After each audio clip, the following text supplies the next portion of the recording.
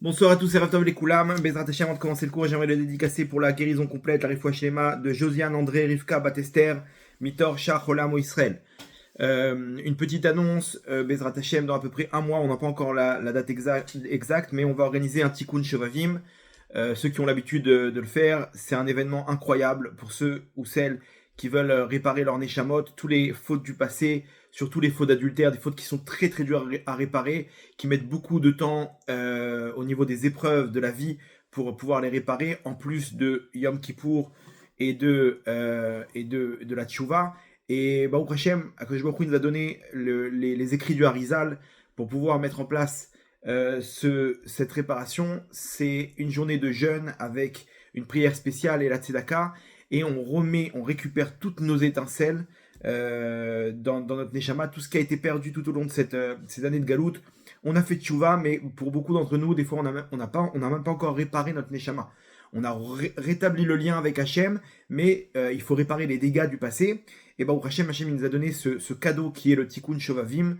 Donc on le fera ensemble si vous le voulez. Restez connectés sur les cours et on annoncera Bezrat Hashem en début de cours dans les prochains jours la date et le lien WhatsApp pour s'inscrire et pour pouvoir y participer. On vous donnera là-bas toutes les instructions. Bezrat Hashem, le cours de ce soir, un cours avec un chidouche incroyable. Vous allez voir on va essayer de jongler sur une petite idée sympathique, un message incroyable. On vient de finir les jours de Hanouka. Et on va voir que ce joker, de cette lumière de Hanouka, c'est un joker qu'on peut utiliser toute l'année. Toute l'année, vous allez voir de quelle manière on peut faire descendre cette lumière. C'est 8 jours incroyables qu'on a fait descendre sur le plan spirituel. Moi personnellement j'adore Hanouka, c'est pas les mêmes tfilotes, c'est pas la même étude de Torah, c'est pas les mêmes mitzvot, il y a quelque chose de grand, il y a aussi beaucoup d'efforts à fournir, mais en tout cas il y a une lumière qui retourne maintenant à sa place, et que vous allez voir avec une petite parole, on peut la faire descendre où qu'on soit. Vous allez voir de quelle manière on peut la faire descendre, quel est le secret de cette lumière, et surtout quelle est la force de cette lumière, l'impact grâce à cette phrase qu'on peut faire descendre sur nous, sur nos neshamot et sur notre entourage. Un cours incroyable à mon goût en tout cas, et vous allez voir que ça peut changer pas mal de choses. Surtout qu'on va rentrer dans les secrets ce soir. Les secrets des agents secrets.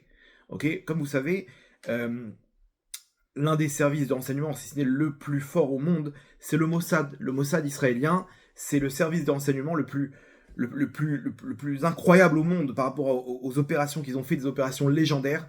La dernière en date, c'était les beepers au Hezbollah, et c'est la première fois qu'un service de renseignement il met KO une armée. D'habitude, on a dans une guerre, on a une armée contre une armée, on a un groupe contre un groupe.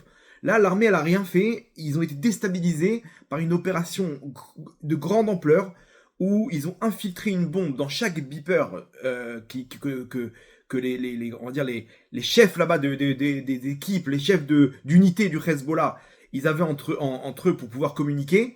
Et là-bas, où ils ont reçu le message, où là-bas, ils étaient obligés d'appuyer sur 2 boutons pour le débloquer, et donc les 2 mains, elles ont sauté. Il y en a qui ont rapproché ça des yeux, parce qu'il y a eu un petit temps avant l'explosion, donc ils ont rapproché pour voir le message, donc ça leur a explosé au visage. Ceux qui n'ont pas décroché, ils avaient à leur ceinture, ils ont perdu des jambes, il y a eu des morts, ils ont tous, c'est-à-dire aujourd'hui, c'est la risée au Liban. On voit des gens comme ça, avec des bras en moins, des milliers comme ça, des centaines, voire des milliers, qui sont tous blessés, et ils ont déstabilisé complètement l'armée, ils les ont mis KO en quelques heures. Et après, derrière, l'armée, elle a terminé le travail. C'est pas terminé, mais en tout cas, il y a eu quelque chose de grand. Ça, c'est le fruit des opérations du Mossad, ce qui s'est passé en Iran lors de la dernière guerre. En plus de l'aviation, eux, ils avaient déjà préparé le terrain, ils avaient déjà infiltré des drones, ils avaient déjà infiltré des bombes, et en un instant, je crois, 8 sur 9 scientifiques, ils ont été éliminés, scientifiques nucléaires iraniens, les 3/4 du commandement de l'armée iranienne, etc. Une opération grandiose. Et on va voir que c'est pas pour rien. Je sais pas si vous connaissez le symbole, le logo du Mossad, c'est une menorah. La menorah. C'est pas pour rien, vous allez voir qu'ils ont choisi, sans le savoir, ils ont choisi cette menorah, vous allez voir que c'est là-bas que se trouve le secret des agents secrets les plus forts au monde. Et cette semaine, pendant Hanouka, il y a eu un grand rassemblement des agents du Mossad avec le Premier ministre Netanyahou. Et là-bas, ils ont distribué les actes de bravoure de l'année. C'est-à-dire que tous les ans, il faut distribuer des médailles. Les médailles des hommes des opérations les plus fortes, les plus dangereuses, qui ont réussi bien entendu, et ils distribuent ça à un nombre de personnes qui ont mérité par rapport à leurs opérations. Là-bas, il y a eu des combattants qui se sont trouvés à l'intérieur, au cœur même d'un État ennemi. Bon, là, imaginez-vous, ils ne détaillent pas. Ils ont ramené là-bas il y a un des combattants, il a réussi à s'infiltrer et à ramener une information qui a changé, comme ça ils disent, qui a changé complètement la guerre face à l'Iran. C'est-à-dire que là-bas, il y a eu une opération qui a changé complètement la donne. Cette opération-là, c'est un agent du Mossad qui est rentré au cœur même, qui s'est infiltré là-bas, qui a réussi à retirer cette information, ce qu'on appelle une information en or. Une information en or, et là-bas, ils ont réussi à retirer cette information qui a changé la donne dans la confrontation face à l'Iran. Il y a une juive iranienne, qui a été infiltrée aussi là-bas, qui a fait une opération hyper dangereuse, hyper compliquée, qui a réussi aussi à ramener une information incroyable. Un agent du Mossad là-bas qui a réuni des autres agents. Alors, il faut savoir que il y a deux types d'agents du Mossad. Il y a ceux qui sont sur le terrain, qui sont infiltrés, c'est-à-dire des juifs qui sont sur place et qui ont, donc en Iran, en Turquie, en France même, et qui sont des agents du Mossad. Ils sont reliés. Des fois, ça peut être même à Dubaï, ça peut être ils ont leur métier, mais là-bas, le Mossad, il leur donne un rôle spécifique, et là-bas, ils font ce qu'ils doivent faire, et ils vont transférer ce qu'ils doivent transférer, etc. Tout le monde est relié. Il y a des combattants à l'intérieur même qui vont éliminer des personnalités, etc. Et on a des agents qui vont engager d'autres personnes. C'est-à-dire qu'il se retrouve le mec en Iran, il prend contact avec quelqu'un, il réunit cette personne-là, c'est des opposants par exemple au régime iranien, et il les engage, ils les font venir en Israël par l'Azerbaïdjan, par d'autres pays. Là-bas, ils les entraînent sur les motos, des armes, des gadgets, des caméras secrets, machin. Et là-bas, ils se retrouvent une équipe et ils font des opérations au nom du Mossad. Maintenant, l'agent du Mossad, il n'est même pas là-bas. Lui, il est en Israël, il prend contact avec eux, ils ont des moyens de communication. Et c'est des Iraniens même, ok, qui sont sur place. Et eux, ça les arrange. Ils sont opposés au régime iranien et ils reçoivent les informations, ils reçoivent beaucoup d'argent. Et ils reçoivent surtout des armes pour combattre aussi selon leurs idéologies. Donc vous allez voir qu'il y a un secret, ok. Vous allez voir c'est pas pour rien que pendant Hanouka ils ont fait ce rassemblement, cette fête, ok, de distribution des médailles aux meilleurs combattants du Mossad. Vous allez voir que à Hanouka aussi, à l'intérieur du Ham Israël, on a des agents secrets. On a parmi nous des agents secrets. Vous allez voir, il y a un message incroyable avec la Ménorah. Et de là, on va pouvoir apprendre un secret qui peut complètement changer notre vie, qui peut nous apporter beaucoup Bezrat Hashem. Il y a un rapport avec la paracha de la semaine. Accrochez juste vos ceintures, ok. Je vais essayer d'être le capitaine de bord du cours de ce soir. Et Bezrat Hashem, on va essayer de repartir avec cette grande lumière. On va commencer avec une ségoula. Vous allez voir, cette phrase-là, c'est une ségoula, a priori que tout le monde connaît. Vous allez voir, dans l'histoire, on va essayer de comprendre en profondeur. La ségoula pour la ségoula, tout le monde aime les ségoulottes, on aime des petits trucs comme ça, tu t'allumes tant de bougies, tu fais tel truc, tu vas là-bas, tu tournes 3 fois autour du truc, machin, et ça marche, tous ces trucs-là, mais on va dire que les gens, ils en ont fait l'essentiel. Alors que des fois, de se comporter bien avec sa femme, ça peut changer complètement notre mazal, ou de donner le masser, ou telle et telle chose. Les gens, ils sont des fois trop accrochés à ça. Vous allez voir, là c'est la Gemara qui nous donne une ségoula. La Gemara, dans Avodah Zara, Yutret, là-bas, Yutret Amoud Aleph, 18a, elle nous ramène une histoire avec Rabbi Meir Balanes. Rabbi Meir Balanes est un des plus grands Tanaïm de l'époque après la destruction du Beth Amikdash. Donc on est à l'époque de l'Empire romain. C'est l'Empire romain qui domine en Israël.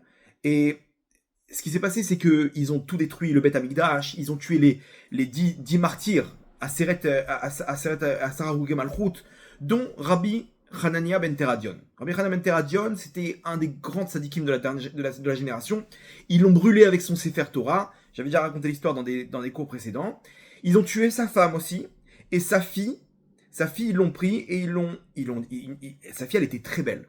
Très belle. Ils ont dit non, on va pas la tuer. C'est dommage. On va la mettre dans un endroit là-bas de prostituées. Un endroit de comment dire, où l'Oalenu là-bas, les Romains, c'était des orgies, c'était des Hachem Yerachem, la Touma, l'impureté dans laquelle ils étaient.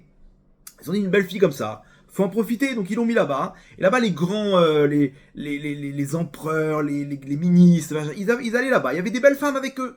Il y avait des femmes alors à disposition, on va dire comme ça.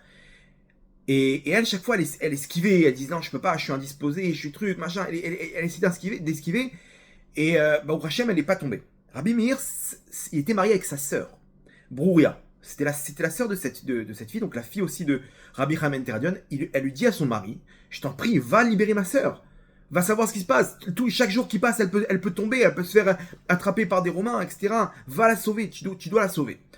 Alors, Rabbi Meir Balanès, qu'est-ce qu'il va faire? Il connaissait, il avait 2-3 contacts, mais tu peux pas sortir une fille de là-bas, c'est impossible. Il a reçu son père une mise à mort à cause de l'étude de la Torah qu'il faisait en public, etc. Qu'est-ce qu'on fait? On fait quoi maintenant? Rabbi Meir Balanès, il n'est pas avec les règles de ce monde-là. Lui, il sait très bien qu'il faut utiliser les règles de ce monde-là, mais on a des forces surnaturelles. Et là, Rabbi Meir, c'est le premier agent du Mossad. Il va faire une recrue.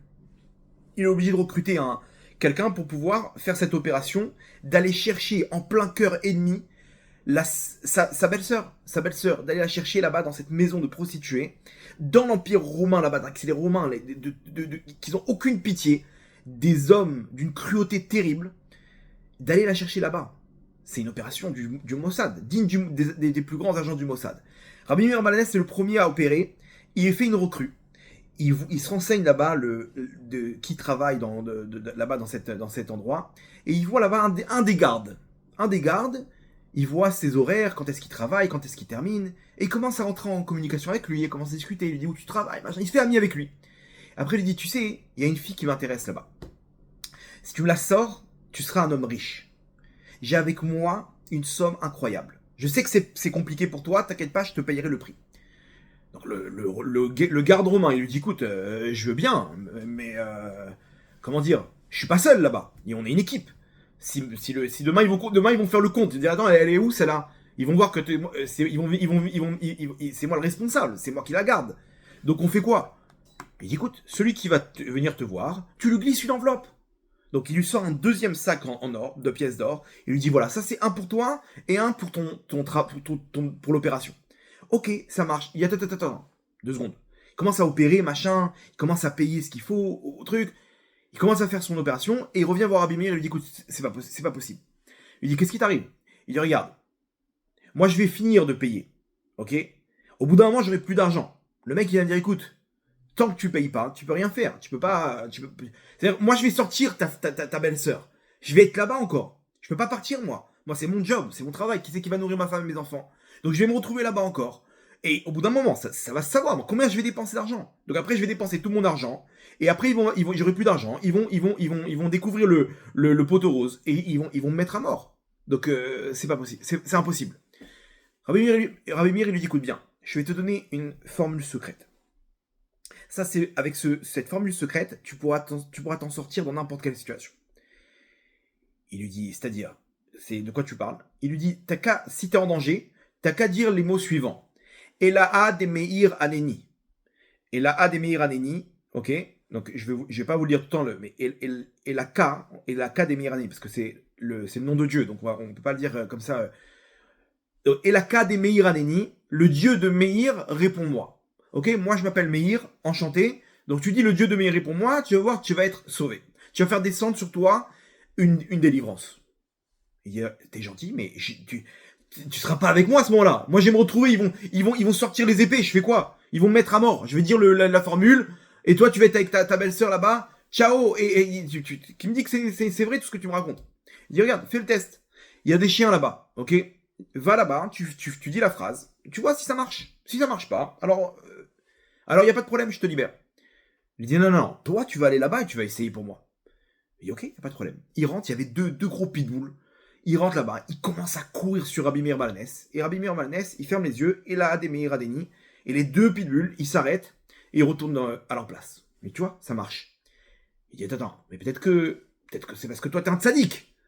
Toi, t'es un tzaddik, vous les juifs, vous avez des combines. Moi, je suis pas juif, peut-être ça va pas marcher. Il dit, essaye. Regarde, je suis là, je suis à côté de toi. S'il y a un problème, moi, je te dis la formule, d'accord? J'ai besoin de toi, je veux pas que tu meurs, puisque tu peux m'aider. Il dit, ok. Il rentre là-bas, les pitbulls, ils arrivent en furie.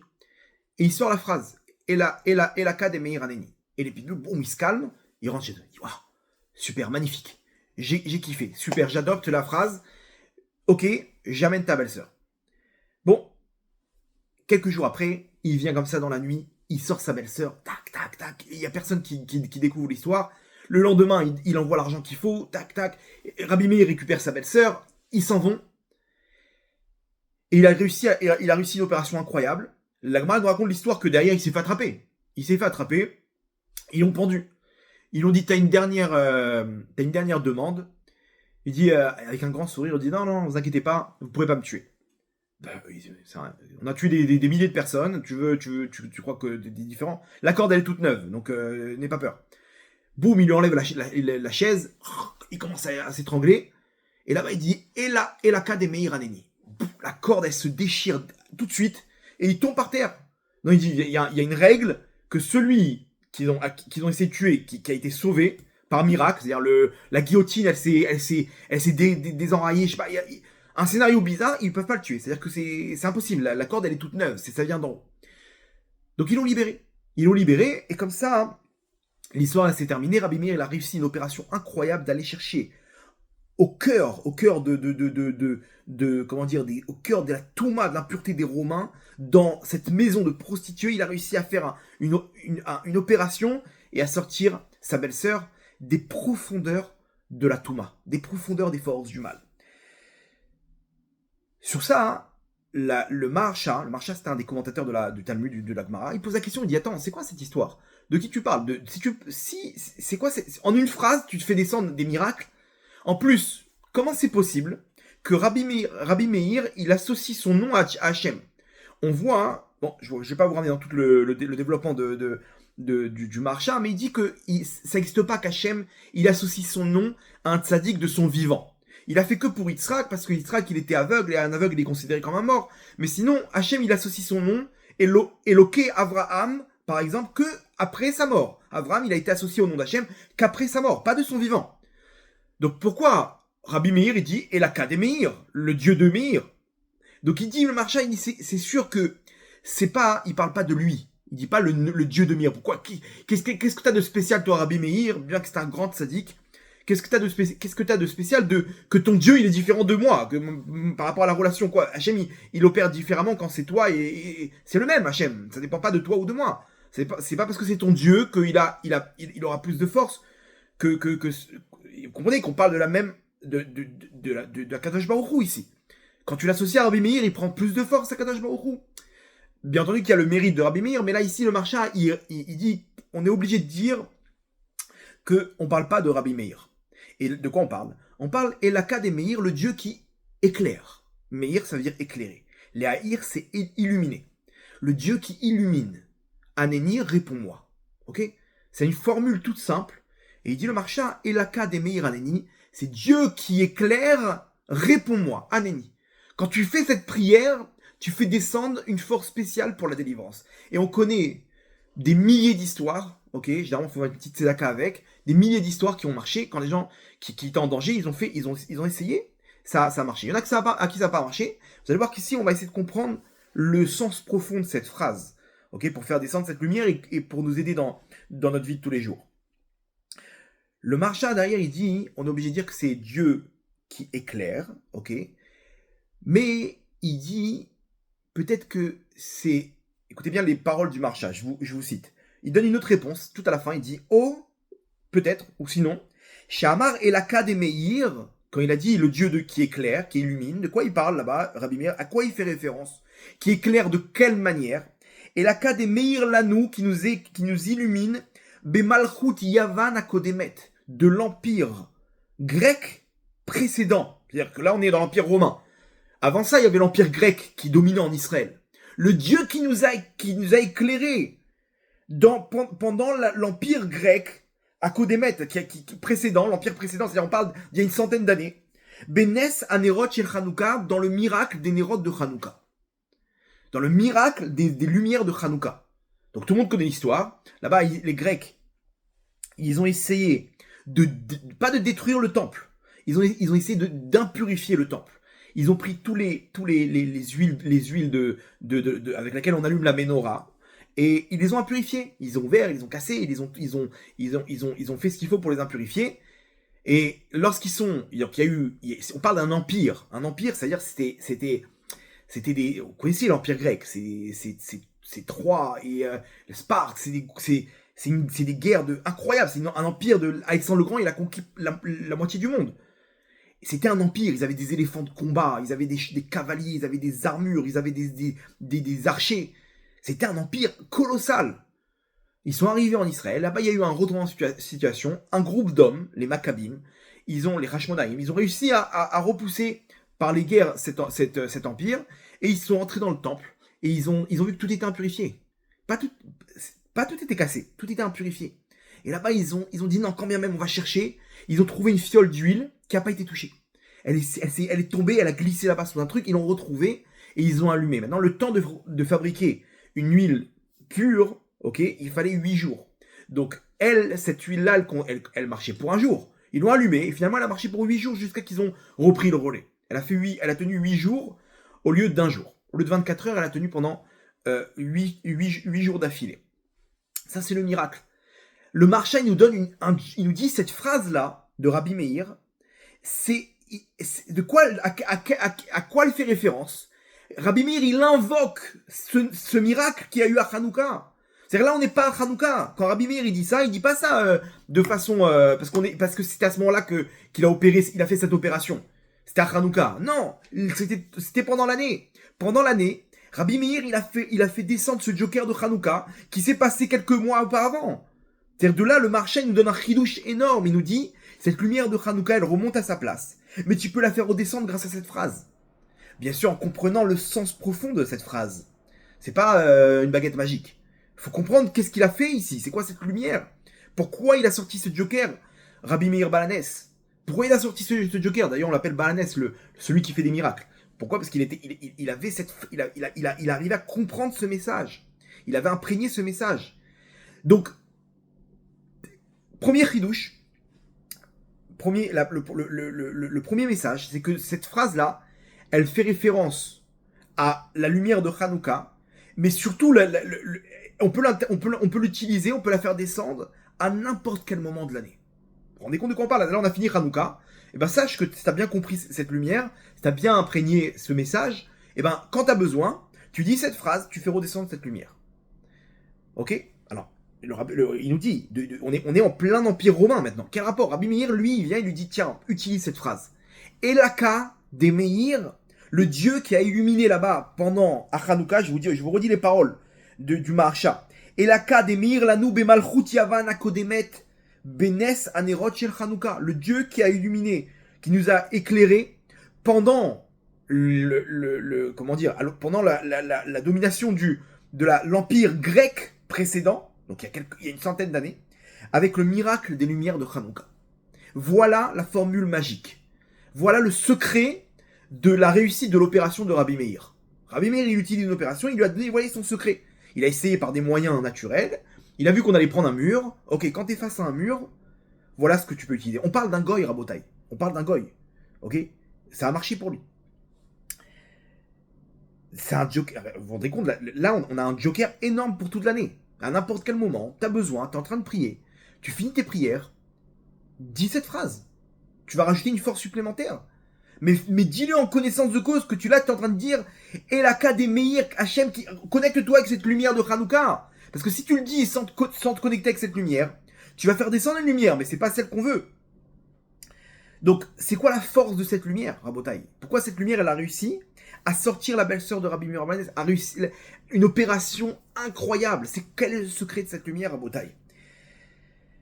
L'histoire, elle est très forte, parce que la lumière de Hanouka, dans le miracle là-bas, remarquez bien, on était arrivé à un niveau, je ne sais pas si vous vous rendez compte, la situation spirituelle dans laquelle se trouvait le Ham Israël. Une situation terrible, où ils étaient complètement,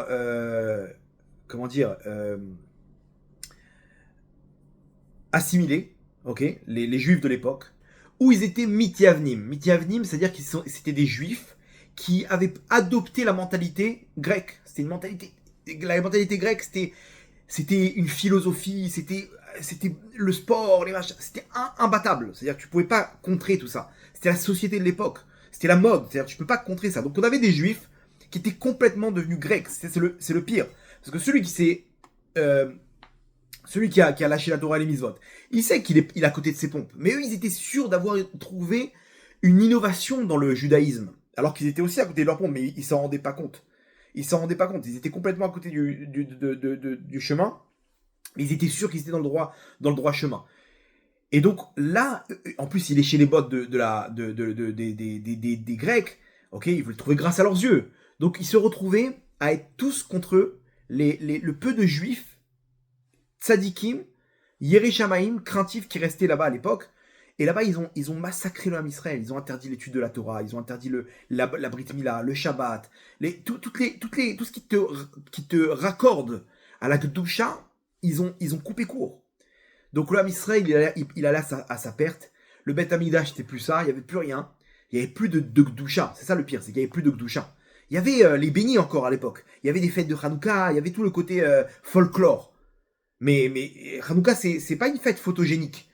Hanouka, c'est une puissance énorme. Donc il y avait tout ça, malheureusement avec les délires de l'époque. Et là, il y a eu un retournement de situation. Imaginez-vous de quoi on parle. On parle d'une poignée d'hommes qui ont juste dit à Hachem, on peut pas laisser ta Torah comme ça. On peut pas laisser tes mitzvot comme ça. Nous on part et tu fais ce que tu veux. C'est-à-dire c'est même pas une guerre, c'est un suicide. Et Hachem, il les a aidés, ils ont retourné complètement la situation. Mais le sommet de cette histoire, c'est qu'ils sont arrivés dans le Beth Amikdash. Et là, ils voient tout impurifié. Qu'est-ce que tu fais maintenant? Là, t'as qu'une chose à faire, c'est de te mettre par terre, déchirer tes habits et pleurer. Dire, regarde dans quelle situation on est. Regarde comment le Ham Israël, il est souillé. Non seulement il nous tue, mais en plus, il nous impurifie. Imaginez-vous, c'était une défaite.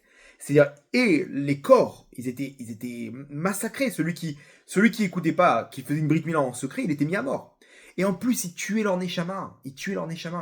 Et là, ils ont tué la Neshama du Ham Israël, qui est le Beth Amikdash. Il n'y a plus rien. Et là, d'un coup, ils ne sont pas laissés aller. Ils se sont réveillés. Ils ont touché le fond. Ils ont réussi à remporter la guerre. Ils arrivent là-bas, ils voient le désastre. Ils ne se sont pas laissés abattre. Ils n'ont pas désespéré. Ils se sont relevés et ils ont réussi à renverser la vapeur. Mais imaginez-vous, non seulement, finalement, ils ont trouvé une fiole qui était pure. Donc, c'est-à-dire, c'est bon, la menorah, on a sauvé. C'était ça le plus important pour eux, c'était la menorah. Vous allez vous comprendre pourquoi le lien, parce que c'est le symbole de toute cette lumière, la menorah. Ils ont réussi à trouver une fiole d'huile pure, ils l'ont allumée, et non seulement, écoutez bien, non seulement ils ont pu sortir le Beth Amikdash dans l'impureté dans laquelle ils se trouvaient, mais en plus, il y a eu un miracle, ça a duré pendant 8 jours. C'est-à-dire qu'ils sont passés de moins 100, pas à 0. Ils n'ont pas réussi à sortir d'affaires. Ils ne sont pas sortis d'affaires. C'est bon, on a limité la casse. Pas du tout. Non seulement ils ont rempli le moins 100, ils sont arrivés au 0, mais ils sont montés au plus 100. Vous savez ce que c'est vrai? On est passé maintenant, le miracle, il a fait qu'on est passé d'une extrémité à l'autre. On a fait on a fait les deux extrémités, de moins 100 à plus 100. Je ne sais pas si vous vous rendez compte de la force du miracle. C'est une lumière qui est descendue à l'éternité, Hanouka. Ce qui s'est passé là-bas, c'est qu'ils ont fait descendre cette lumière, qui est une lumière qui arrive à descendre dans les profondeurs des forces du mal, mais pas qui te sort d'affaire, qui te fait rentrer tout en haut de la Kedusha, qui te fait descendre cette lumière qui s'appelle la lumière Oraganouz, qui était cachée. Cette lumière, elle se cache parce qu'on ne peut pas l'utiliser. C'est une lumière, c'est une bombe nucléaire. C'est grâce à ça qu'on peut faire ces opérations du Mossad spirituel. C'est cette force de la menorah, Rabotai. Maintenant, regardez comme c'est fort. On nous dit Anerot alalu kodesh em ve'en lanu reshut leishtamesh ba'em. Ces lumières-là de Hanouka, elles sont kodesh, elles sont saintes, elles sont pures. Et on a ve'en lanu reshut, on n'a aucune autorisation leishtamesh ba'em de les utiliser. Ça veut dire quoi? Imaginez-vous, coupure de courant, ok? On est dans le noir, on a allumé les neurones de Hanouka.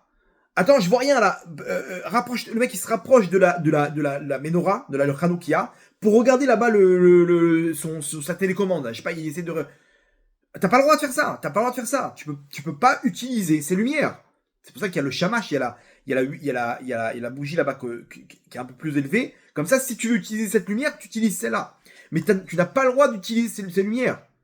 Depuis quand imaginez-vous le terme, en la nourrichou, t'as aucune autorisation.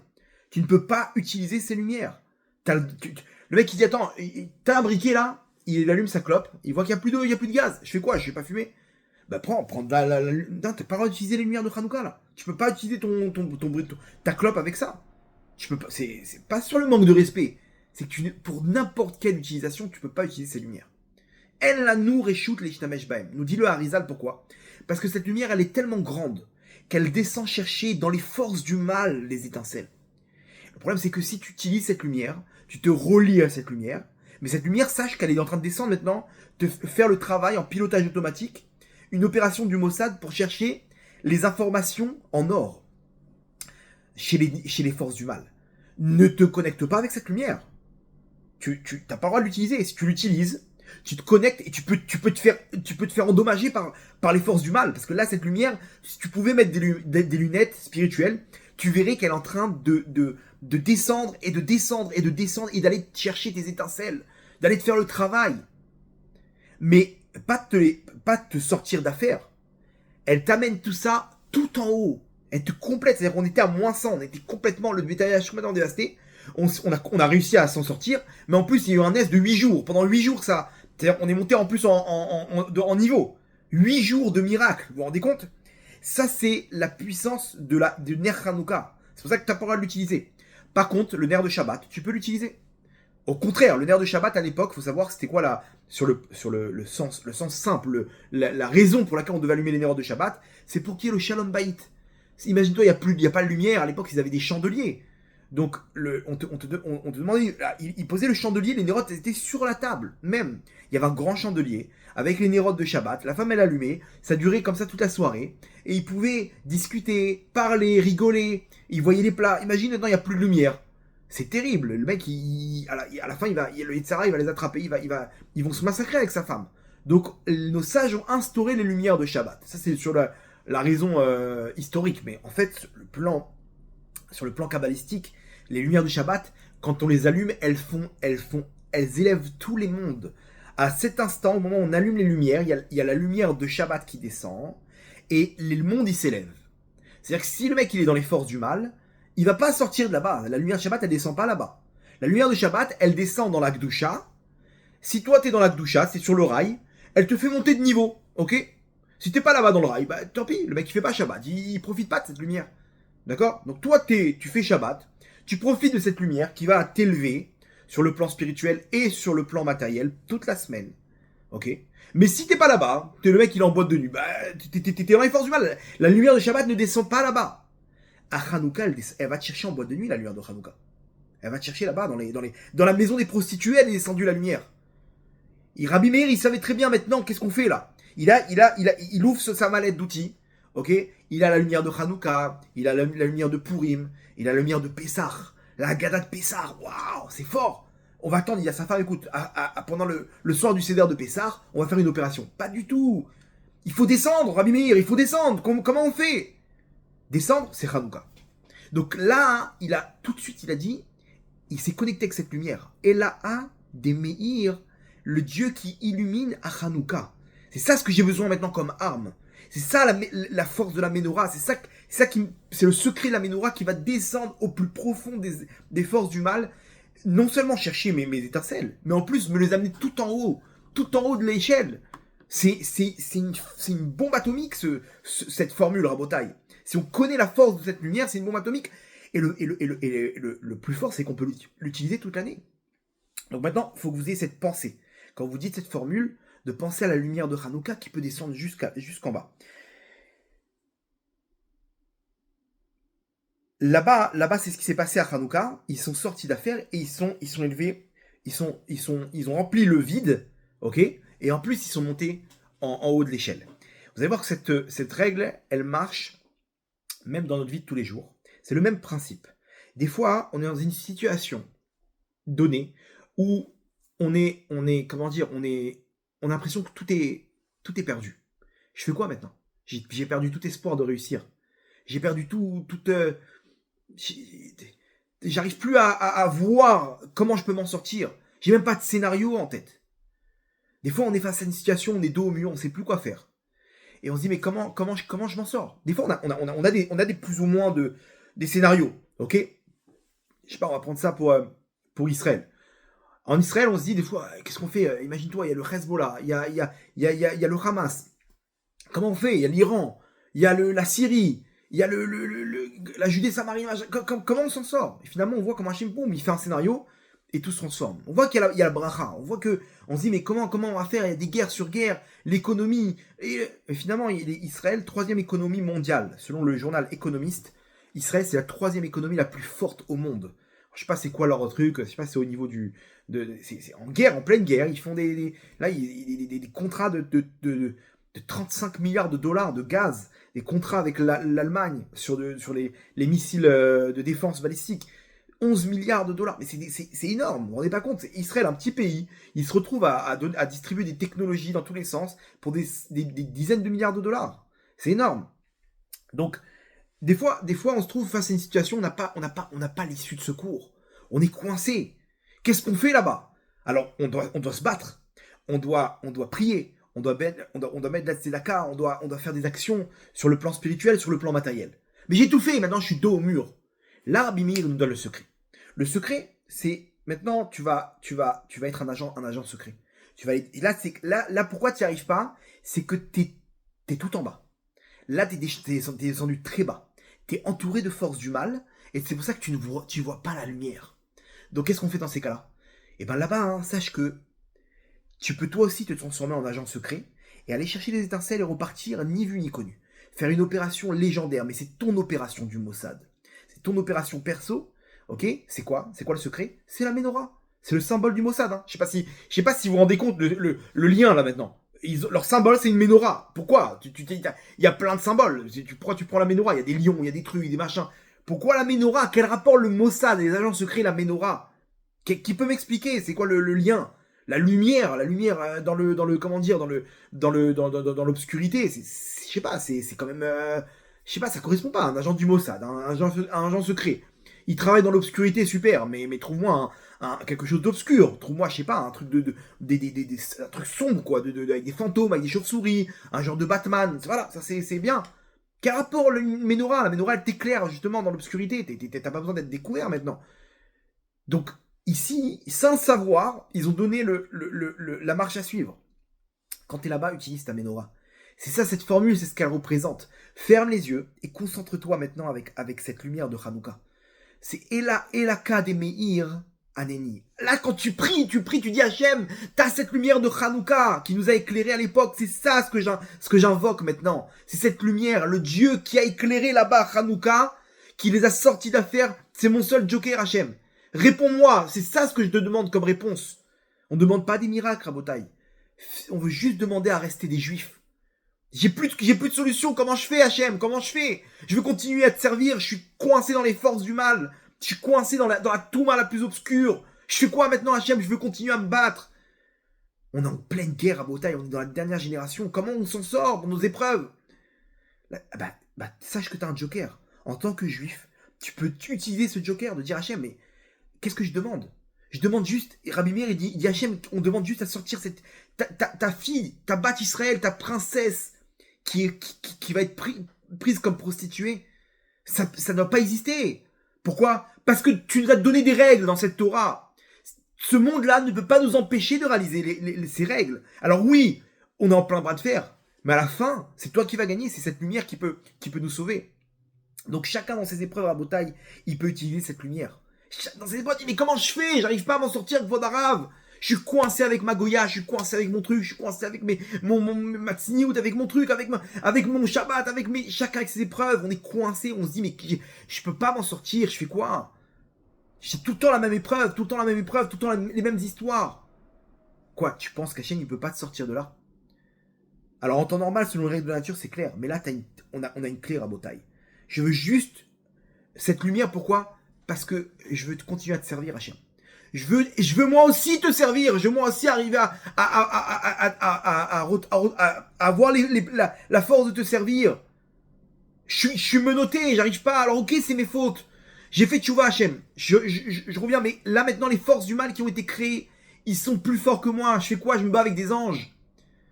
Là, on a la règle, Rabotaï. là, on peut tout changer. On peut tout changer. Et ça, c'est une règle d'or à Botaï. Rabbi Nachman, dans la l'Ikouté Moran, Samer Gimel, 63. Il ramène là-bas, okay, l'Ikouté Alachot aussi ramène le Rabbi Nathan, il ramène cette règle dans la mitzvah de Shiloh Haken. Cette règle-là, elle explique que c'est justement quand tu es loin que tu peux, que tu peux décrocher ta délivrance. Là-bas, pour Hanouka, à l'époque des Hashmonaïm, vous voyez qu'ils étaient loin. Et justement, c'est là-bas que tu peux déclencher cette lumière. Là-bas, il ramène deux exemples.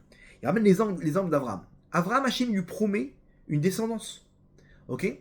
Et il lui dit, cette descendance-là, elle va se retrouver à me servir sur cet endroit qui s'appelle Aramoria. Hachem, il l'envoie là-bas, dans cet endroit, et il lui dit, tu vas prendre ta descendance, Yitzhak, tu vas la sacrifier. Imaginez-vous le paradoxe. Imaginez-vous dans quelle situation Abraham, il est en train de retourner les scénarios dans sa tête. Il dit, je comprends pas. Et là, on nous dit, Vayar et Tamakom mirachok. Il a vu l'endroit de loin. C'est quoi, il a vu l'endroit de loin? C'est-à-dire qu'il a vu l'endroit, ce lieu où va se retrouver toute la royauté d'Hachem, mais il le voit de loin, pourquoi? Parce qu'il se dit, mais ça doit passer par ma descendance. C'est ce qu'il m'a promis Hachem, je sais pas. Et d'un autre côté, c'est là-bas que je vais sacrifier ma descendance. Je comprends pas. Imaginez-vous sur le plan technique, la contradiction. Hachem, il envoie au même endroit, Vayar et Tamakom, Mirachok, il voit l'endroit de la royauté d'Hachem. Mais Hachem, comment tu vas faire ça en fait? Explique-moi, parce que tu vas être tout seul si je le sacrifie. Tu voulais que ça passe par nous. Ok, tu m'as choisi, on a fait une alliance. Tu m'as promis des trucs. Comment ça marche là? Il comprend rien, Abraham. Il comprend rien. Mais il avance. Il avance pourquoi? Parce qu'il se dit, quoi? Hachem, il va m'empêcher de le servir. Moi, je peux le servir avec une descendance. Comment ça marche là maintenant? C'est pas possible. Donc Abraham, il marche avec sa émouna. Quand sa émouna, elle fait descendre cette lumière. Dans son cœur, il sait très bien, Hachem, il peut pas détruire le Ham Israël. Hachem ne peut pas le détruire parce qu'il nous a demandé de le servir. Est-ce qu'il va me détruire dans l'endroit qui va être le futur Beth Amikdash? C'est là-bas qu'il va me détruire, alors que c'est là-bas qu'il veut qu'on le serve. Les Yevanim, les Hashimonaïm, quand ils sont arrivés au Beth Amikdash, il dit attends, Hachem nous demande de construire un Beth Amikdash. Il nous amène là-bas, il nous détruit tout le Beth Amikdash, il nous impurifie tout. Quoi, c'est possible qu'il va nous empêcher de le servir? Ils sont partis avec cette pensée, les Hashimonaïm. Ils ont dit, ah bah, il faut qu'on se tape. On va se taper jusqu'au bout. Tout le monde à la recherche de la fiole d'huile. On va trouver une fiole. Mais regarde dans quel état on est. Justement, tu te poses pas de questions. C'est justement dans l'obscurité que tu peux déclencher cette lumière. Vous comprenez maintenant que cette lumière, c'est pas juste une formule magique. Ça vient derrière d'une volonté de te battre pour Hachem, de te battre pour ton judaïsme, de te battre pour ta neshama. Il y a un deuxième épisode dans la Torah, un troisième avec si on rajoute celui de Hanouka.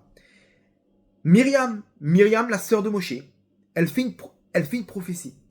Elle dit à son père, papa, tu as fait un décret, parce que là-bas, il voyait que Paro, il jetait les premiers-nés dans le Nil. Donc, il a dit à Amram, le père qui était le grand d'Israël de l'époque, il a dit, on se sépare de nos femmes. Ok, comme ça, il n'y aura pas de mort, il n'y aura pas de truc, on se sépare, jusqu'à que ça passe. Et après, on verra ce qu'on fait. Myriam, elle vient, haut comme trois pommes, elle dit, papa, excuse-moi, t'es encore pire que Paro. Il dit, mais pourquoi, mon fils, qu'est-ce qui t'arrive? Il lui dit, parce que Paro, il a décrété sur les mâles, les enfants, les garçons. Toi, quand tu décrètes qu'ils se séparent de leurs femmes, alors tu décrètes sur les garçons et sur les filles. Ouais, ma fille, t'as raison. Ok, super. Et là, en fait, Myriam, elle lui a dit une prophétie. Elle lui a dit, c'est de là que va descendre, justement. Dans cette histoire-là que va descendre le libérateur du Ham Israël, le Mashiach du Ham Israël, Moshe Rabbeinu. Effectivement, elle est venue avec cette prophétie qu'elle a dit à son père, parce qu'elle n'a pas dit ça en manquant de respect à son père. Elle savait, elle a reçu la prophétie que de là devait descendre, qu'il ne fallait pas se séparer de leur femme, parce que devait descendre le Mashiach du Ham Israël, le libérateur du Ham Israël. Effectivement, tout le monde a ramené sa femme, et de là, et Abraham, il a ramené sa femme, donc Yocheved, et elle est tombée enceinte, et elle a eu Moshe Rabbeinu. Maintenant, le décret de Paro, il continue. Et comment on fait? Ils ont caché, elle a couché au 6e mois. Donc les Égyptiens, eux, ils avaient noté que aux alentours de telle date, il faut venir taper à la porte là-bas de Amram, parce que sa femme elle est enceinte. Ok. ils l'ont gardé 2-3 mois. Après, ils ne pouvaient plus le cacher. Et Myriam, elle a dit, je le prends avec moi. Et là, regardez ce qu'il dit le pasouk. Vatetatsa vachoto mirachok. Elle a dit à Hachem, regarde, je vais le mettre dans le fleuve, parce que c'est là-bas qu'il doit être jeté. Ok. Donc ils vont voir qu'il est tombé dans l'eau, ils vont se dire, c'est bon, il est mort. En fait, non, il est dans un berceau, dans l'eau. Alors, c'est hyper dangereux. Tu vois, toi, sur la scène, la femme, elle prend son fils, elle le met sur une petite bouée comme ça, et un petit nourrisson. Il est prématuré, hein. Il est né au 6e mois. C'est-à-dire qu'imaginez-vous, un prématuré, il est hyper fragile. Tu le mets pas maintenant, sur la scène. C'est le Nil. Le Nil là-bas, il y a des crocodiles. Il y a des. Je sais pas, c'est le Nil. Après, va le chercher. Tu fais quoi? Une petite vague, un petit roseau là-bas, une petite branche, boum, c'est terminé pour lui. Quelle est la sœur qui va faire une chose pareille? Mais on n'a pas le choix. Il va mourir dans tous les cas, ils vont l'attraper. On fait quoi? Les astrologues là-bas, ils sont sur le qui-vive. Ils disent non, il est encore vivant. Et Paro, il dit allez, tous les soldats, tout le monde dehors, tout le monde jetez-le-moi dans le Nil. C'est ça son point faible. Qu'est-ce qu'a fait Myriam? Elle dit bah, va le mettre dans le Nil. Elle le pose dans le Nil. Et là, il part. Et là, on nous dit le passouk va tatsav achoto mirachok. Elle s'est placée, sa sœur, de loin. C'est quoi de loin? C'est exactement la même histoire. Elle est face à cette situation, elle dit Ribono Shalolam, mais tu m'as donné une prophétie. Tu m'as montré que va descendre le Mashiach. Mais là maintenant, tu me mets dos au mur. Tu me mets face à une situation où je le vois mirachok. C'est-à-dire que c'est lui, c'est ce petit bébé qui va être la clé de toute la délivrance du Ham Israël. Mais là, on est face à une situation où cette délivrance, elle est mirachok. Elle est lointaine. Pourquoi? Parce que je sais pas s'il va survivre. Je sais pas s'il va survivre. Et en plus, là-bas, il s'est fait attraper par la fille de Paro. Finalement, regardez le scénario. Non seulement il s'en est sorti, mais en plus, c'est la fille de Paro qui venait de se convertir, elle sort de la tête elle s'est trempée dans le Nil. Elle a fait un mikvé là-bas après sa conversion. Elle sort, elle voit le berceau arriver devant elle. Elle a fait l'effort, son bras il s'est rallongé, elle a récupéré, elle a adopté. Sa mère, c'est sa mère qui l'a allaité, etc. Il a grandi sur les genoux de Paro. Comment on fait maintenant? Comment on fait? Il va se faire tuer. Non seulement Hachem il a sorti de là-bas, mais en plus il a fait grandir sur les genoux de Paro. C'était le fils adoptif de Paro. C'est son petit-fils adoptif. Et c'est lui de Paro qui a fait tomber de l'intérieur tout l'empire égyptien. Vous vous rendez compte? Mais deux rachok. Vayar et amakom mirachok pour Avraham Avinu. Vatetatsav achoto mirachok. Pareil, Myriam, elle dit mais comment je fais maintenant? On est dans un paradoxe, on est loin de la délivrance. C'est lui, ça passe par lui, mais c'est lui qui est coincé. Myriam Rabotai, elle sait très bien. Hachem, il nous demande de descendre en Égypte. Il va pas nous sortir d'Égypte. Donc Rabotai, c'est exactement pareil. Qu'est-ce qu'on demande? On demande juste de sortir de cette galoute.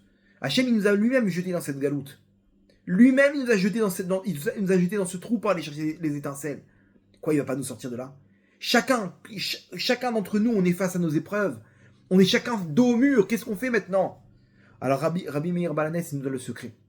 Elahad Meir Aneni, le Dieu qui nous a éclairé à Hanouka, cette même lumière de la Ménorah qui est descendue dans les profondeurs, c'est elle qui nous a trouvé le scénario pour non seulement nous sortir des prostituées, mais en plus nous rentrer au sommet de la Gdusha, Rabotai. Au sommet des forces de la Gdusha. Ça, c'est le secret de Rabbi Meir Balanès Rabotai. C'est comme ça qu'il a fait cette opération du Mossad, opération secrète. Il a fait une opération, il est parti chercher sa belle-sœur.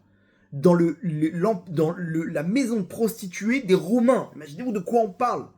C'est pareil pour la Neshama. On a nos étincelles, Rabotai, et la Torah nous transmet le secret. La Torah nous transmet le secret. Ce secret-là, attention, c'est pas une formule magique. Il faut que ça vienne d'une volonté très forte de vouloir sauver ta Neshama. De dire Hachem, tu peux pas m'abandonner. Tu peux pas m'abandonner, c'est impossible. Tu peux pas, tu m'envoies là-bas. C'est pas pour rien. De la même manière que ces agents secrets, quand on les envoie en opération, on a tout calculé pour prendre le moindre risque. Et dès qu'il y a le moindre risque, on annule l'opération. Et ça passe par des autres agents, ça passe par des systèmes, des machins. Il n'y a pas, cette opération-là, une fois qu'elle est mise en place, ils ont fait des mois et des mois de regroupement d'informations, etc. pour pouvoir, hop, tac, on va arriver ce soir-là, les gardes ils sont trucs, on va arriver, on va utiliser tous les éléments qu'il faut, boum, ils rentrent dans comment dire,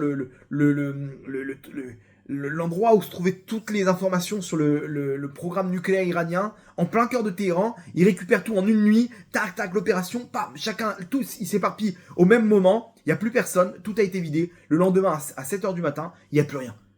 Comment ils ont fait? En une nuit, ils les ont mis en short. Ils les ont mis en short, l'Iran. Comment? Mais vous rigolez, c'est des jours et des jours de travail, d'entraînement, des trucs, quand ils font une opération d'éliminer, comment dire, kidnapper un scientifique, un truc. Et ça, c'est tout ce qu'on sait, Rabotai.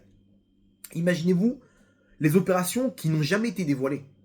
Des opérations là-bas où en plein hôtel, en Italie, ils ont récupéré un ordinateur là-bas, ils ont changé l'ordinateur, le scientifique là-bas, syrien, il était même pas au courant, boum, ils ont récupéré le truc, et ils se sont rendu compte que la Syrie, ils sont en train de faire un programme nucléaire. Ils ont transmis des informations là-bas à Obama, hop, ils ont reçu le feu vert, boum, ils ont bombardé en Syrie. Comment ils ont fait ce truc-là? Imaginez-vous, ils ont truqué les clés là-bas de l'hôtel, les machins, en plein cœur de Dubaï, en plein cœur...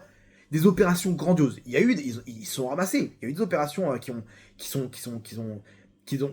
ils sont ramassés. Mais Rabotai, c'est pour l'image.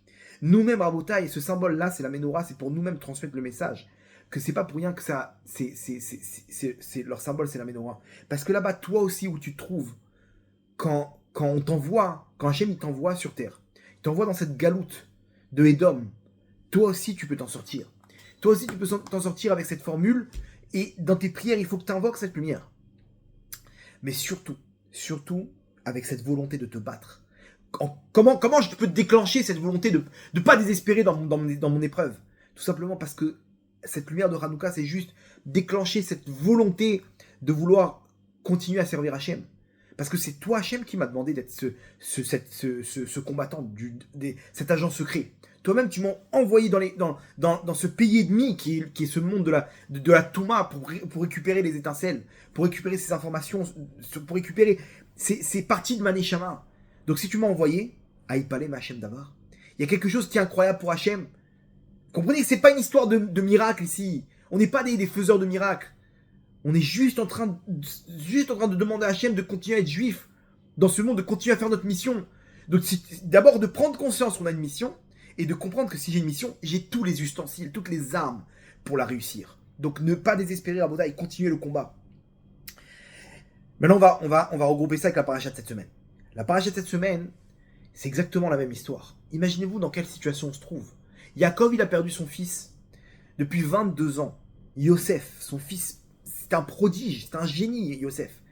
Et il sait très bien, selon les règles des sphirotes, c'est le Yesod. Le Yesod, c'est la base. Sans lui, on ne peut rien construire. Yaakov, il n'est pas triste parce qu'il a, sur le plan sentimental, il est surtout triste sur le plan spirituel, il a perdu l'élément clé. Le meneur de jeu de l'équipe, c'était Yosef, Rabotai. On l'a perdu, on fait quoi maintenant? On est à 10 contre 11. On fait quoi? C'est pas, t'as perdu l'élément principal, c'est pas que tu peux continuer à jouer, tout est bloqué, toute la Géoula, elle est bloquée sans Yosef. Donc il essaye de construire avec Binyamin, ok? Et avec lui-même, ce qu'il peut faire, Yaakov, mais c'est très dur là, il est en train de faire un changement, des changements dans les mondes spirituels. Incroyable. Ça lui demande une force terrible. D'un coup, il y a un scénario, il n'y a plus de quoi manger, c'est la famine, il faut descendre en Égypte. Là-bas, les frères, ils sont accusés d'être des espions. Et maintenant, si vous voulez connaître, si vous voulez que je vous libère votre frère Shimon, machin, vous voulez que je vois si vous n'êtes pas des espions, ramenez-moi celui que vous m'avez dit, vous allez voir si vous n'êtes pas des menteurs. Ramenez-moi Binyamin. Je veux Binyamin ici. Le petit frère dont vous m'avez parlé. Amenez-le-moi ici. Eux, ils arrivent. Il dit à Yaakov, on peut ramener Binyamin. Mais vous rigolez ou quoi? C'est une blague. Je suis en train de tout construire depuis des années avec Binyamin pour remplacer Yosef. Vous êtes en train de me faire quoi là? Mais qu'est-ce que tu veux? Imaginez-vous dans quelle situation. Yaakov, il refuse. Il dit, mais même pas en rêve. Mais il y a Shimon qui est là-bas. Mais qu'est-ce qu'on va devenir? Et dans tous les cas, on est perdant. On peut libérer Shimon, mais il va savoir ce qui va se passer avec Binyamin. Il est pas tranquille. Si j'ai perdu Binyamin, j'ai perdu toute la branche de Rachel. Là, c'est terminé. Là, si on n'a plus Binyamin Rabotai, on a terminé l'histoire de l'âme Israël pour Yaakov. C'est terminé. Il sait très bien que tout est perdu. Là, on a peut-être une roue de secours. C'est pas sûr que ça marche. Mais si je perds Binyamin, c'est terminé. J'ai perdu toute la branche de Rachel. C'est Machir Ben Yosef. C'est impossible. On peut pas. C'est lui qui prépare le terrain. C'est lui la base. C'est lui la base, Yosef. Machir Ben Yosef. Bon, finalement, il n'y a plus rien à manger. On n'a pas le choix. Ok. Bon, partez avec Binyamin. Yehuda, il est garant. Ils arrivent là-bas. Quoi? Vous m'avez volé toute l'histoire, machin? C'est bon, rentrez chez vous. Vous n'êtes pas des espions. Mais celui qui a volé la coupe en or, là, lui, il reste ici, en prison. Donc, ils ont mis ça dans le sac de Binyamin. Donc, c'est Binyamin qui reste. Les frères, ils disent, non, mais comment? Imaginez-vous le scénario terrible. Alors, Yosef, il voulait qu'il fasse tchouva. Donc, il leur a fait tout le scénario pour qu'il puisse défendre Binyamin comme pour réparer ce qu'ils n'ont pas défendu, en fait, Yosef. Et là, d'un coup, le Midrash, il nous raconte que au moment de se dévoiler, Yosef... Donc, imaginez-vous, non, ils ont touché le fond. C'est terminé. On va se battre. On n'a pas le choix de se battre. Va y gâche Yehuda, le Midrash il ramène, va y gâche les Milchama, il est venu pour se battre. Il dit aux frères, regardez, il y a 13 grandes villes, ok, moi j'en prends 3, chacun vous en prenez une, tac, tac, on se divise, ils rentrent dans un bras de fer, ils rentrent en guerre maintenant. Ils rentrent en guerre, on va se battre. C'est-à-dire qu'ils sont mis en mode Hashmonaïm. Il n'y a plus, on est dos au mur, il faut qu'on donne toutes nos forces dans la bataille. Tu donnes toutes les forces dans la bataille pour servir Hachem, comment on fait? Hachem, tu nous as mis dans ce monde-là. Sans Binyamin, on peut rien faire maintenant. Donc quoi? Tu nous as mis dans ce monde-là pour qu'on soit bloqué, le Ham Israël soit bloqué parce qu'on a perdu et Yosef et maintenant Binyamin? Impossible. Donc on se bat. Ils ont compris qu'il faut se battre. Ils vont se battre. Comme l'ont fait plus tard les Hashmonaïm. Les Hashmonaïm, ils ont compris. Ils disent quoi? C'est impossible. C'est impossible. Ils ont compris le clin d'œil. Hachem te dit, bats-toi. C'est du bluff tout ça. Bats-toi. Donc là, il va y gâcher Yehuda. Yehuda, il va pour se battre. Et là, le Midrash, il dit que Yosef, il leur dit, il sort tout le monde. Et avant de se dévoiler, il leur dit, dites-moi, mais vous continuez à me mentir? Vous me parlez de votre frère qui est mort, Yosef. Il est pas mort. Il est là, il est présent. Là, imaginez, ils sont venus pour se battre maintenant. Yosef, il a sorti tout le monde. Ils ont dit c'est l'occasion rêvée. Ils se sont regardés. Ils ont compris tout de suite. Allez, chacun à son poste. Ça va durer quelques minutes. Un combat terrible, mais on n'a pas le choix. Juste avant de se lancer, Yosef, il leur envoie le boulet de canon. Il leur dit, mais attendez, mais votre frère, il est vivant. Yosef, il est vivant. Et là, ils sont arrêtés. Comment ça, il est vivant? Là, ils peuvent plus le tuer parce qu'il a une information en or. Qu'est-ce qu'on fait maintenant? Imaginez-vous le suspense. Ils vont pour se fighter. Et là, il leur dit, mais Yosef, il est pas mort. Et là, il dit, vous voulez le voir? Ok. Yosef Ben Yaakov, viens. C'est un de mes serviteurs. Tous les frères, ils cherchent. Ils l'ont vendu en tant qu'esclave, Yosef. Ils le cherchent partout. D'où il va sortir? Et là, Yosef, il les regarde, il dit, où vous cherchez? Yosef Ben Yaakov, il est devant vous. Ani Yosef Achichem. C'est moi, Yosef, votre frère. Et là, ils sont tombés des nues. Imaginez-vous la situation. Ils étaient en train de toucher le fond. On va se battre, tout est perdu, on a perdu la... Ils vont pour se battre, ils sont dos au mur. Et là, non seulement, ils n'ont pas eu besoin de se battre, mais en plus, ils sont sortis d'affaire. Finalement, ça s'est arrangé. Mais en plus, ils ont récupéré leur frère qui était sûr qu'il était mort. Il est là, il est vivant. Et là, qu'est-ce qu'il leur dit, Rabotai? Il leur dit, venez, rapprochez-vous, regardez. Il leur a montré, Rachidi, qu'il leur a montré qu'il était circoncis. Non, 2 secondes, c'est comme ça que tu veux leur prouver que c'est toi? Ils savent très bien que tu es circoncis. Non, le Zohar nous dit, il leur a montré qu'il a jamais fauté. Dans le pays de l'adultère, l'Égypte, il leur a montré, vous savez que il y a un Shem Kadosh sur la brite, sur le membre de l'homme, il y a le Shem Shakai. Shin Dalet Yud. Si un homme il faute avec sa brite et qu'il ne fait pas de Tchouva, le Yud il s'en va. Si le Yud il s'en va, qu'est-ce qu'il y a sur la brite? Shed. Shed, c'est un démon. Le mec il est tout le temps dirigé pour fauter. Tout le temps. Il est attiré par cette faute parce que sur sa brite, il y a un démon. Il y a un démon qui est là. Comment on fait? Petite page publicitaire à Botaï. Je vous donne rendez-vous dans quelques jours pour les Tikkun Shovavim. Là-bas, vous ramenez le Yud complètement. C'est pas le même Mazal, vous changez complètement votre Neshama. Donc, il leur a montré, regardez, j'ai encore cette lumière sur moi. J'ai jamais fauté. Je suis jamais tombé. Je me suis marié dans la Gdusha, dans la Tahara. Et quand il rentre maintenant, alors imaginez-vous Yaakov, il est en suspense. Qu'est-ce qui se passe avec Binyamin? Il avait senti, sa Neshama, elle a senti qu'ils étaient en bras de fer. Et là, il revient avec Binyamin. Mais mieux que ça. Imaginez, on était au moins 100. Donc on ramène Binyamin. On est sorti d'affaire. C'est bon, papa. L'histoire, elle s'est arrangée. T'es accroché, papa? T'as accroché ta ceinture ou pas? Parce que là, il y a un gros ridouche. C'est que Yosef, il est vivant. Mais attention, il les a pas cru au début. Il a dit, ouais, Yosef, il est vivant. Dans quel état il est? Il est vivant, je m'en fiche de son corps. Sa Neshama, dans quel état elle est? Et là, il lui montre les agalotes. Il dit, tu sais, il nous a dit de te dire que quand vous avez étudié la Torah là-bas, la dernière étude que vous avez eue ensemble, c'était sur la Egla Arufa. C'est ça? Tu confirmes, papa? Là, Yaakov, il a compris que Yosef, il avait gardé toute sa spiritualité. S'il s'est rappelé de son Limouda Torah 22 ans plus tard, c'est qu'il est encore là-bas. C'est qu'il a continué à construire sur ce point-là. Le Zohar nous dit que lorsqu'il a montré toute la richesse qui domine, ça veut dire qu'il a gardé sa brite. Pourquoi? Parce que quelqu'un qui a gardé sa brite, il a un mazal incroyable.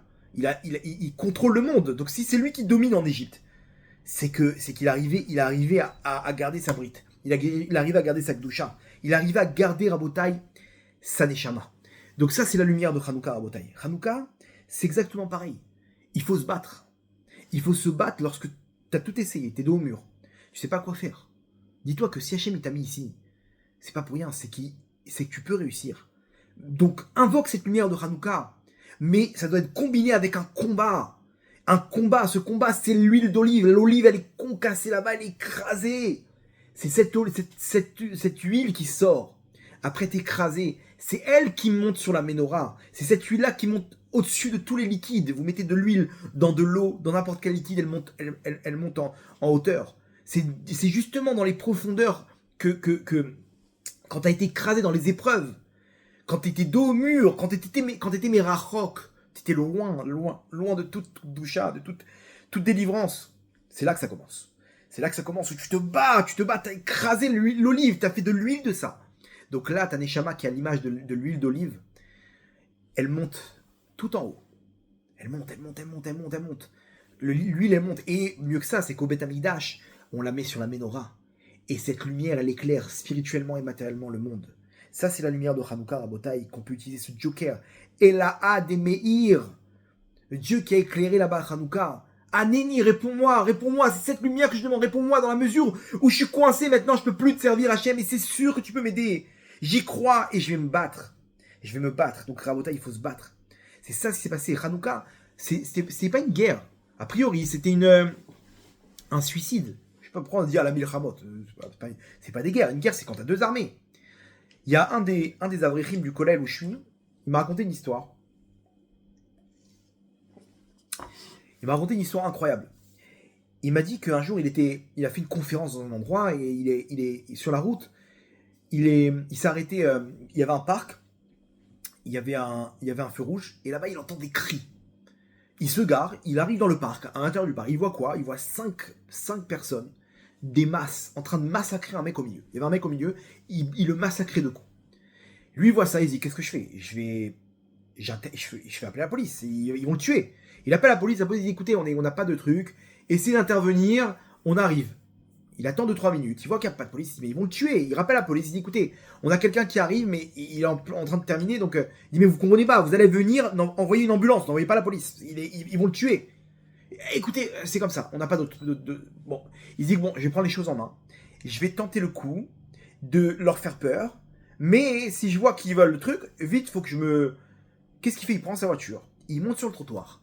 Il ouvre la fenêtre et il crie, il dit « Ah, police !» Il commence à klaxonner comme ça. Il se retourne, il voit un mec qui commence à courir vers lui. Alors, je fais quoi maintenant? Je vais pas me battre, non, je vais me faire éclater moi aussi, ils sont 5. C'est un petit avraire, c'était pas un Hashmonai, ok? Il est tout de suite, j'ai foncé, il avait préparé le coup de façon à ce qu'il puisse échapper. Il m'a dit, j'ai appuyé sur le champignon et j'ai fui le truc. J'ai rappelé la police, j'ai dit, vous êtes où, machin? On arrive. Je sais pas ce qui s'est passé avec cette personne-là. Et il m'a dit toute la route, j'ai eu un remords. Je me suis dit une chose. Et si c'était ton fils qui était à l'intérieur? T'aurais fait exactement la même scène. T'aurais fait exactement pareil. C'est ton frère juif maintenant qui est là-bas. Ton fils, il est en train de se faire éclater. Tu viens, mais tu les pousses, les mecs. Tu dis, mais qu'est-ce que vous faites? C'est mon fils. Tu te bats comme un lion. Mais là, bon, qu'est-ce que tu veux? Je le connais pas. On se connaît pas. Je vais pas risquer ma vie. Tu rigoles, quoi. C'est un danger de mort. A priori, il a fait le bon calcul. Mais oui, mais ce calcul-là, si c'était ton fils. Rabotai, là, on parle de notre Neshama. On parle de l'éternité. Faut pas se laisser faire, Rabotai. Il faut se révolter. C'est pas un suicide. C'est juste un rugissement. Maintenant, tu vas pas toucher à ma Neshama. Je veux me battre jusqu'au dernier de mon souffle. Ça, c'est ce qu'ils ont fait les Hashmonaï. Les Hashmonaï, ils ont dit, mais qu'est-ce qu'on... Alors quoi, on va abandonner le Ham Israël, on va abandonner le Beth Amikdash. C'est-à-dire que c'est pas une question ils sont levés parce qu'ils ont compris la valeur de leur Neshama. Mille Hachem est là, ils ont compris qui est pour Hachem avec moi. Ils ont demandé aux gens, est-ce que vous voulez défendre Hachem? Quoi, c'est terminé Hachem? On va terminer comme ça? Pareil, Avraham Avinu, il est là, il dit quoi? C'est terminé quoi, tu voulais faire de moi un peuple. Mais c'est terminé. Myriam pareil, Hachem, tu voulais libérer le Ham Israël. Mais voilà, c'est Moshe Rabbeinu qui va y passer maintenant, c'est terminé. Pareil pour les frères de Yosef, Yehuda, Yaakov, qu'est-ce qu'on fait maintenant? Pas du tout. Rappelez-vous, non seulement cette lumière, et la A des Meir Aneni, c'est cette lumière qui nous a éclairé là-bas à Hanouka, on peut l'utiliser à n'importe quel moment. Et de là, Mirachok, a priori quand tout est lointain, de là au contraire. C'est un paradoxe, mais il faut y croire, à Botaï, il faut se battre, de dire si Hachem tu m'as envoyé là, c'est que je peux réussir. Et là, il faut se battre, il faut continuer à continuer notre travail de la meilleure des manières, notre service divin de la meilleure des manières, c'est une Messirut Nefesh. Mets-toi à l'image de cette olive qui se fait écraser. Mais de là, au contraire, elle monte sur la Ménorah et elle éclaire le monde. C'est ça, c'est le secret de la Ménorah, Rabotaï. C'est dans l'épreuve, dans la difficulté, quand tout est loin. Au contraire, c'est là quand tu te bats que tu peux faire descendre cette lumière de Hanouka. Cette lumière de Hanouka, elle peut descendre toute l'année, Rabotaï. Ça, c'est le Joker, c'est cette histoire incroyable de ce message incroyable que nous dévoile Rabbi Meir Balanès, Rabotaï. Et c'est marrant parce que c'est le symbole de la Ménorah, c'est le symbole du Mossad, du service de renseignement du Mossad. Pour nous, c'est un message pour nous, Rabotaï, dans l'obscurité. On doit faire des opérations. On est venu pour faire une opération secrète dans ce monde-là. Et ça, c'est le secret des agents secrets d'Israël, Rabotaï, du Ham Israël. Ham Israël, il a un secret. C'est qu'Hachem nous accompagne et il peut nous éclairer. Mais dans quel ustensile on va demander? Quelle arme on va demander? Et la cas des Meir. C'est le Dieu qui a éclairé à Hanouka, à l'époque grecque, avec le miracle des 8 jours des lumières de Hanouka, Anéni. C'est cette lumière, on veut qu'avec cette lumière, Hachem nous réponde. Et là, on se bat. Et là, on se dit, c'est bon, on peut continuer. Mille Hachem Elai. Hachem, il crie aujourd'hui encore. Mille Hachem Elai. Qui c'est qui veut me servir? Qui est là encore dans toute cette galoute? Toute cette galoute romaine, toute cette galoute d'Édom, tous ces réseaux sociaux, toute cette impureté, Rabotaï. On n'est pas plus Neshama, rien du tout. Rabotaï, ne vous inquiétez pas. Hachem nous a mis des ustensiles. Si tu veux, tu peux sortir de là. De n'importe quelle épreuve, n'importe quelle situation. Toi aussi, tu peux sauver ta Neshama. Ça, c'est Shemen. Shemen, c'est l'huile. Et où que tu trouves, automatiquement, cette lumière, elle t'amène en hauteur. Comme de l'hélium. Tu t'élèves. Ça, c'est le secret de la Ménorah, Rabotaï. C'est un paradoxe, c'est vrai. A priori, on dit, mais qu'est-ce qu'on va faire? Qu'est-ce qu'on va devenir? Comment? Ne vous inquiétez pas. Un jour, tout sera terminé. Il faut continuer à prier avec cette pensée, avec cette formule, avec cette volonté, avec ce combat, Rabotaï. Continuer des combattants du Mossad spirituel d'Hachem. Et nous aussi, après, il y aura la Géoula. Et le Machar, il va distribuer des médailles. Et on va voir comment... Ouais, quelle épreuve! Incroyable ce que tu as fait! Comment tu as fait? On va dévoiler, Rabotaï, toutes les opérations du Mossad spirituel d'Hachem. Là-bas, on va dire, tu vois, lui, il était intégré dans l'impureté à Paris. Là-bas, il est dans les boîtes de nuit. Il a réussi à sortir les informations. Il a réussi à sortir les étincelles. Lui, il était là-bas, à Londres. Lui, il était à New York. Lui, il était à tel pays. Il a réussi à sortir ses étincelles. Ouais, mais comment t'as fait? Il a failli tomber avec la femme de Potiphar. Boum, il s'est levé. Elle a failli tomber là-bas. Tac, elle a déchiré son Yitzhara. Comment vous avez trouvé les forces? Le Machar, il va venir. On appelle maintenant sur telle personne. Et on va voir maintenant en grandeur nature qu'est-ce qu'il a fait dans les mondes d'en haut. Comment il a récupéré ses étincelles. Ça, c'est le secret de la Ménorah, Rabotaï. N'abandonnez pas. Pourquoi? Parce qu'Hachem, il est là. Il nous accompagne. Il faut juste faire descendre cette lumière sur nous. Continuez à vous battre. Continuez à vous battre dans cette obscurité parce qu'on y est. On est à la fin des temps, Rabotaï. Et Hachem, il nous a jetés dans cette galoute en 2025, 2026, dans cette impureté où on dit mais qu'est-ce qu'on va devenir? Regarde dans quel état on est. Imaginez-vous quand il y aura la résurrection des morts. On va être là avec nos téléphones, ah tiens, petite photo, voilà, Avram, je t'ouvre un groupe Instagram, non Rachel Imenu, on va te faire un groupe Instagram, nous, voilà, nous on est les filles du Kéver de Rachel, ok, on va te faire un groupe Instagram, tu vas parler, tu vas nous faire des chalotes, comme à l'époque de Yaakov, tu vas nous faire kiffer tes petites salades que tu faisais là-bas avec la salade préférée de Yosef. Rabotaï, c'est quoi cette ambiance? Imaginez-vous le décalage, Rabotaï. Regardez dans quel état on est aujourd'hui là, Israël il est complètement assimilé. Si c'est pas sur le plan matériel, sur le plan spirituel. On pense comme des goïms, Rabotaï, on n'a plus de notion de la Gdoucha. On est là, une femme elle se couvre la tête, elle est encore plus belle qu'avant. C'est délirant, comment c'est possible? Normalement t'es censé garder tout ça pour ton mari. Elle a une coupe de, de Dragon Ball Z chez elle. Et dans la rue, c'est une star. Comment on n'a plus rien, on n'a plus de valeur à Botaï. On est dans ce bête amigdash détruit. Mais celui qui veut, il peut trouver cette fiole d'huile. Celui qui veut, il peut faire descendre cette lumière. Il faut y croire à Botaï. Il faut continuer à Hachem, il continue à crier Mil Hachem Elai. Il faut répondre à l'appel. Répondre à l'appel d'Hachem, parce que c'est pas pour rien. Si tu m'as mis ici Hachem, c'est que je peux devenir le Moshe Rabbeinu de la génération. Chacun d'entre nous, je peux devenir la reine Imenu de cette génération. Il n'y a aucun problème, t'as aucun problème, il n'y a que des solutions. Le seul problème, c'est à toi de faire descendre cette solution. Et ce soir, on a compris comment la faire descendre. Ela de Meir Aneni, le Dieu qui nous a éclairé là-bas à Hanouka, c'est lui qui va me répondre. C'est lui qui va me répondre, et comme ça, Rabotai, on va continuer la bagarre, on va continuer le combat, et ramener les étincelles jusqu'à la Kdusha, Bezrat Hashem. On va terminer avec une petite histoire. La Gemara, elle ramène l'histoire de Yosef Meshita. Yosef Meshita, c'était à l'époque de la destruction du Beth Amikdash. Pareil, l'Empire romain, quand les Romains ils sont arrivés devant le Beth Amikdash, ils ont eu peur de rentrer. Ils étaient très croyants, les Romains. C'est des polythéistes, ils savaient les temples, il y a des dieux, il y a des machins. Ils disent, c'est quoi ce temple-là? On ne connaît pas. Il y aura sûrement des dieux, des machins. Qu'est-ce qu'on fait? On va leur dire de rentrer. Ils ont demandé aux Juifs de rentrer. Les Juifs ont dit, on n'a pas le droit de rentrer. Il dit quoi? Il n'y a pas un d'entre vous qui s'en fiche de toute cette religion? C'est bon, allez-nous. Ils ont demandé comme ça. Ils ont dit, il y en a un, il s'appelle Yosef Meshita. Lui, il est complètement,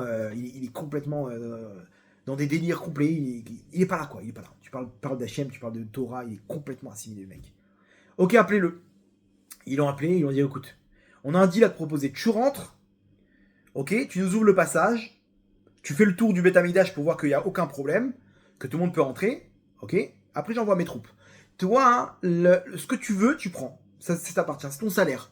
Tu prends un objet de valeur là-bas, un vase en or ou une pelle en or, je sais pas ce que tu veux, tu prends ça à toi. Et comme ça, ce sera ton salaire. Tu le revends derrière, tu seras tranquille pour quelques années. Ok, marché conclu. Il rentre, il fait le tour du Beth Amikdash. Non, il n'avait jamais vu le Beth Amikdash de sa vie. Et là, il voit la menorah. Il lui dit, c'est ça que je veux. Il prend la menorah et il sort avec. La menorah du Beth Amikdash, faite directement par les mains de Moshe Rabbeinu. Il sort avec. Les Romains, ils voient ça, ils disent, de quoi tu... Attends. On n'a pas eu les photos de ce qu'il y a à l'intérieur. On savait pas qu'il y avait des objets aussi précieux. Là, tu parles d'une quantité d'or, c'est pas ce qui était prévu dans le contrat. On a parlé d'un petit vase, un petit truc, je sais pas, là, tu l'as envoyé... Non, mais vous inquiétez pas, il y a encore plein de trucs à l'intérieur, c'est très sympathique, il y a encore beaucoup d'or. Il dit, non, on veut rien savoir, la menorah, elle est pour nous. Il dit, quoi? Retourne, tu prends ce que tu veux, c'est à toi. Ouais, vous m'avez arnaqué, machin. Bon, écoute, tu me dis qu'il y a de beaucoup de choses. Alors vas-y, Bechavod, il est ok. Il retourne, il se dit, je vais retourner, et il est bloqué. Il ferme les yeux, il dit, allez, vas-y, c'est bon, on n'a pas tout le temps à perdre, là, vas-y, rentre. Il dit, je peux plus rentrer. Il dit, comment ça, tu peux plus rentrer? Il dit, c'est terminé. Je retourne plus là-bas. Il dit, comment ça, et quoi, raconte-nous. Il dit, non, vous avez pas compris. Moi, c'est cette menorah qui m'intéressait. C'est ça qui m'a... C'est ça ce que je voulais. Il dit, mais tu veux de l'oseille, tu vas avoir de l'oseille. Non, vous avez pas compris. Quand je suis rentré là-bas, j'ai rencontré la lumière de cette menorah. J'ai rencontré la lumière de cette menorah. Maintenant que tu m'enlèves la menorah, tu me dis rentrer. J'ai plus de goût à rien. Et il commence à fondre en larmes. Il dit Hachem, il commence à lever les yeux vers le ciel. Il dit, j'ai fauté Hachem, j'ai fauté. Je veux cette lumière Hachem, je t'en supplie. Les Romains, ils disent, mais attends, tu vas pas te rendre fou là. Tu rentres, je te dis, ou sinon on te coupe la tête. Il dit, faites ce que vous voulez, je rentre plus là-bas, je mets plus un pied là-bas. Je peux plus entrer là-bas et mettre en colère mon créateur. Il dit, ah, tu veux jouer à ça? Il n'y a pas de problème. Ils l'ont pris, ils l'ont accroché à des chevaux par les pieds et ils ont fait le tour de la ville. Et lui, il crie là-bas, il dit, oh, il lit chez Rasti et Bori, malheur à moi que j'ai mis en colère mon Dieu. Malheur à moi. Il criait comme ça jusqu'à qu'il a rendu son âme. Jusqu'à qu'il est mort à Botaï. Et quand il est mort, il y a une voix céleste qui a déclaré, Yosef Meshita est invité au monde futur. Yosef Meshita à part au monde futur, à l'éternité. Rabotaï, c'est quoi cette histoire? C'est quoi cette histoire? Ben en fait, c'est exactement le message du cours. La Ménorah, c'est la proximité avec Hachem. C'est ça, cette lumière qui représente comment Hachem il nous aime et combien Hachem il va nous aider dans cette galoute. Et là, d'un coup, lui, dans les profondeurs des forces du mal, cette lumière, elle a pénétré. Cette lumière, elle est partie le chercher des profondeurs des forces du mal. Et d'un coup, il fait tchouva. D'un coup, il a envie de servir Hachem. D'un coup, il a envie de pleurer Hachem. D'un coup, il a envie il est prêt à tout pour Hachem. On parle de quelqu'un qui était complètement loin de tout. Il n'avait rien, il était complètement... Mais il n'y a rien, il n'y a pas de désespoir à Botaï. Où que tu sois, cette lumière, elle peut aller te chercher. Ça, c'est la force de la Ménorah. C'est pour ça qu'il est parti là-bas, parce qu'il a senti que cette lumière, spirituellement, elle était attirante. Et là, boum, il s'est fait choper par la lumière de la Ménorah, cette lumière de Hanouka, qui est parti le chercher dans les profondeurs. Et qui l'a amené jusqu'au monde futur, jusqu'au Olam Haba. Il était à moins 1000 dans ce monde-là, assimilé complètement. Il est rentré, il continue dans ses fautes, il prend la Ménorah, t'as pas le droit de toucher, c'est que les Kohanim qui ont le droit d'entrer là-bas, qu'est-ce que tu fais? Il sort et il se fait tuer. Bon, il a réparé là-bas toutes ses fautes, par la même occasion, avec ses souffrances. Mais il se retrouve directement avec Hachem au monde futur. C'est exactement ça, Rabotaï. De moins 1000, il se retrouve à plus 1000. C'est pas qu'il est sorti d'affaire, il a fait tchouva et il continue sa route. Non, il est directement avec Hachem au monde futur. Cette lumière, Rabotaï. Elaka des Meir. Aneni, Hachem, réponds-nous dans cette galoute. Sors-nous de cette galoute, non seulement on va sortir à Botaï, avec nos délires, mais on va se retrouver au même niveau qu'Avraham Avinu. On va se retrouver des prophètes à Botaï. On va comprendre d'un coup Rachel Imenu, c'est quoi ça, ces pensées, Moshe Rabbeinu. On ne sera pas étranger à tous ces gens-là à Botaï. On sera pas étranger au Mashiach, au contraire, parce que nous on est descendu chercher l'étincelle à des profondeurs terribles. Mais vous inquiétez pas, on a une roue de secours. Celui qui nous a répondu là-bas à Hanouka, c'est le même qui nous a envoyé dans cette galoute. C'est Akadosh Baruch Hu en personne. Et lui-même, il va aller nous chercher. Comment on fait qu'on se connecte avec cette lumière de la Ménorah? C'est ça le secret des agents secrets du Ham Israël, Rabotaï. Le secret du Ham Israël, c'est cette Ménorah. C'est grâce à cette Ménorah qu'on va pouvoir continuer cette galoute et pouvoir l'allumer Bezrat Hashem très prochainement dans le 3e Beth Amikdash, dans la Géoula Berachamim Gdolim Baruch Adonai Leolam. Amen ve Amen.